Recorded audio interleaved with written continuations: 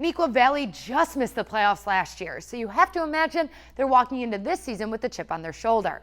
Ryan Risky heads out to Wildcat territory to tell us more.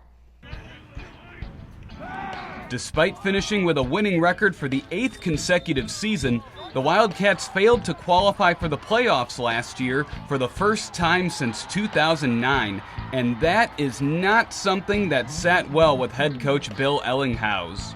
There's a little bit more sense of urgency this year. We started with that in the off season, carried over into the summertime, and now certainly on the field I see a sense of urgency. Sometimes when you have a year that doesn't finish quite the way you want it to, it drives these kids, and they're really hungry.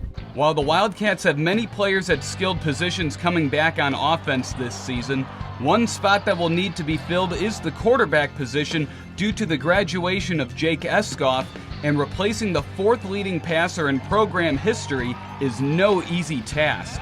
The battle is down to junior Mark Gronowski and senior Joey Romano. Both guys are doing a great job. I mean, that's what makes it tough. I mean, they're battling. They come out here and they're the first ones on the field. They're the last ones to leave generally. They're working really hard, and they both bring a little something different to the table. Joey, obviously, with the varsity experience. Mark is, he stands 6'3", and he's got a super strong arm. It's going to be interesting to see how it plays out.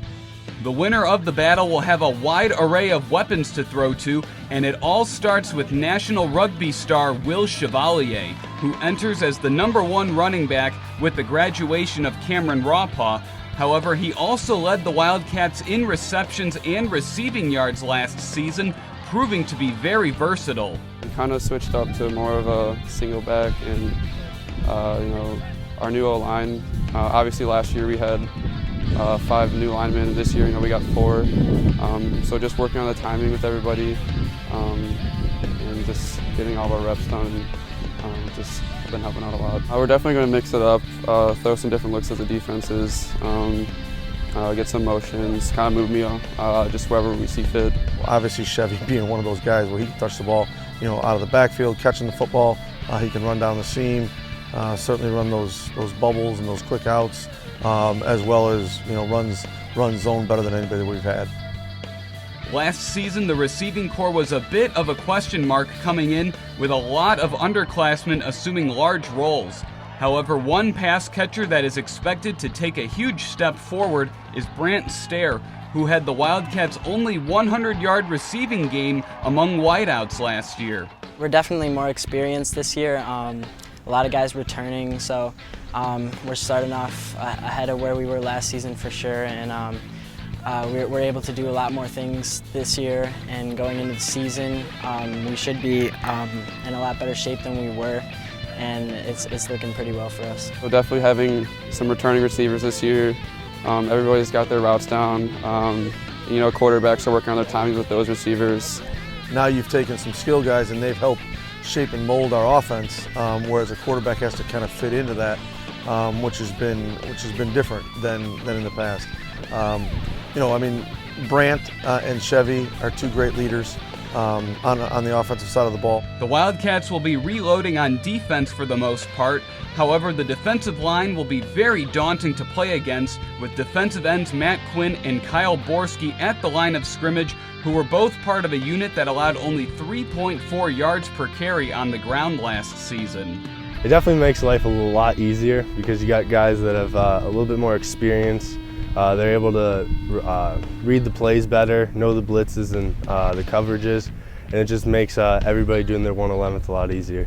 It's been nice because we're returning starters, so we know what to do, and we to help the other defensive linemen figure out what to do too. So we're gonna use experience and kind of teach them.